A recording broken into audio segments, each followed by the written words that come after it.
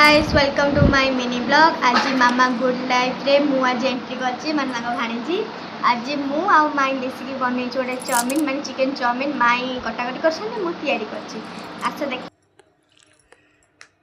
ये होछि chicken chowmein तापर हम प्याज आन तापर के लगे छु चिकन चाउमिन केमते थोड़ी निहात कमेंट बॉक्स रे रेसिपी दरकार मत कमेंट बॉक्स रे दम निहाती चिकन चाउमिन रेसिपी तारा लुक ता बहुत भलो देखा जाउछि तो टेस्ट करके देखा जाउछि